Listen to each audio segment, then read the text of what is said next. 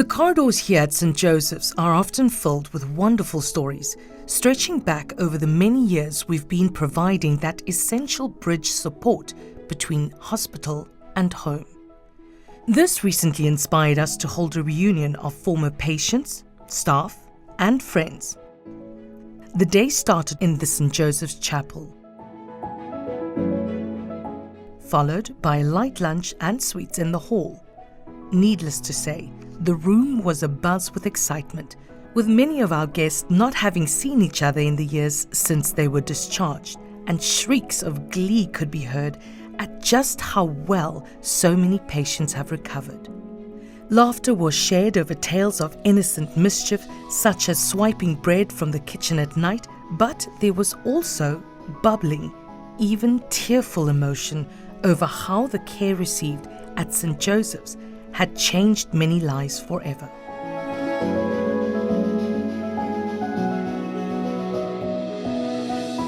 For Gibson, time at St. Joseph's not only supported him on his health journey, but also aided his first steps to the education of which he had always dreamed.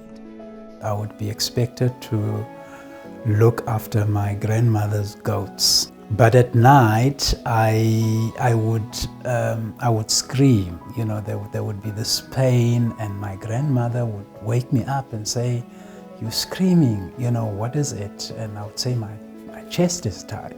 But also running around in the villages, you know, I could see that walking up the mountains, you know, all of that was a bit difficult. He was just 9 years old when he was diagnosed with arrhythmia, a condition in which the heart doesn't beat properly. He had little option but to leave his family to seek medical treatment in Cape Town. My grandmother then said that it's best to go to Cape Town. I made the journey with the taxis. Those days were bakkies. I remember it was a Dodge bakkie. I stayed with my uncle, and eventually he asked someone to come and take me to Red Cross. I was visited by Professor Chris Barnett and team at some point. I think it was Professor Robertson, Dr. Robertson, that did the first operation. Gibson was then referred to St. Joseph's, where he would not only receive post-op restorative care, but that it would also be possible for him to attend the on-site school. This was a huge excitement for Gibson. He had always dreamt of an education, but it had never seemed possible back home. Greeted by Sister Simone, very, very friendly person, really knew how to work with children. I was really, thirsting for school and education. It was a big change from the village life. So me getting sick, coming to Cape Town, it's just an amazing way of how things are working out, really, because here I'm getting this education that was so elusive. He spent 7 years at St. Joseph's, finishing grade 8 at the school and continuing high school in Salt River. With assistance and support from St. Joseph's staff and social workers, Gibson not only matriculated but also received a bursary for tertiary education. I got into an environment where I met children with various conditions, and it became clear that we were all helping each other. Thanks to St. Joseph's and setting that base for me to be in the career that I am, because I am now a senior manager in government, and part of my work is to visit various service delivery facilities, including children-related facilities like schools and social service facilities.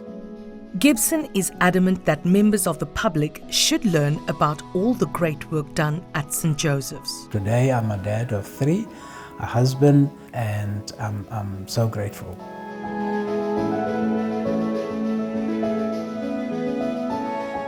Since its launch in 1935, St. Joseph's has been witness to an extraordinary number of positive healing journeys. Kakamba Kuba is one of these. Kakamba, also known as Angel, serves as a fine example of the perseverance of the human spirit. Paying it forward, despite setbacks, is her biggest motivation in life. The 24-year-old was born with congenital scoliosis.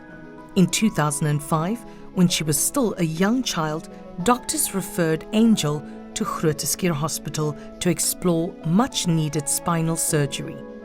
This decision meant a permanent move from her home in Tsomo, a small village in the Eastern Cape, to live with her aunt in Khayelitsha, Cape Town. This relocation would be necessary to enable access to regular checkups and monitoring of her progress in case of complications. Everything was well until 2008 when my mother passed away. When I came to Cape Town, after that weekend, I just had flu. And then that's where everything started. I went to Somerset. They didn't know what was wrong with me.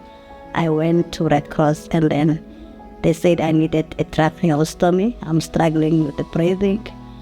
Tracheostomy is a tube in my throat that helps me to breathe. I also sleep with a ventilator machine. That helps me, yeah. Not surprisingly, the operation took a physical and mental toll on young Angel, particularly coming so soon after the loss of her mother. She required specialized, round-the-clock care that few South Africans have access to. Fortunately, she was referred to St. Joseph's for further care. I was told that I was going to be sent to St. Joseph's home. I was not happy about it because for me it was like a home is for people who didn't have family and parents. But the doctors did explain to me my situation, that you are staying in Khayelitsha in a shack house. There is no electricity, your ventilator needed electricity. She also emphasized that I would gain more from the school in St. Joseph's home, and that was actually the truth. Sure enough, the community of sisters, staff and volunteers at St. Joseph's helped form a new support system, one that not only gave her a literal and figurative new lease on life, but also helped push Angel to complete matric. And from there, she was ready to tackle a degree in law. The reason why I wanted to study law is that I've noticed that there's a lot of people who don't know their rights, and I would also like to help people who are physically disabled or any disability in that matter to fight for their rights. And I would also like to be an example to anyone who has disability to know that you can be anything you want to be. I would like to see myself one day in court so that can come through. Angel believes that more public education is needed to raise awareness of the vast spectrum of disabilities. When I look back on my life, I feel the importance of inclusivity. It can be also financial inclusive because there's a lot of kids who have special needs, but they cannot afford to go to these schools because they are expensive. So I think that is also why I wanted to study law. In this age of growing awareness, society needs to work a lot harder to understand the experience of special needs and disabled kids. Listening to Angel would be a good start. Thanks to the restorative and rehabilitative care she received at St. Joseph's, that fragile young girl has grown into an exceptional young woman who can lead us where we need to go. I'm so excited about the future. I've learned a lot from my journey. I've been looking after myself. Yeah, the sky is the limit.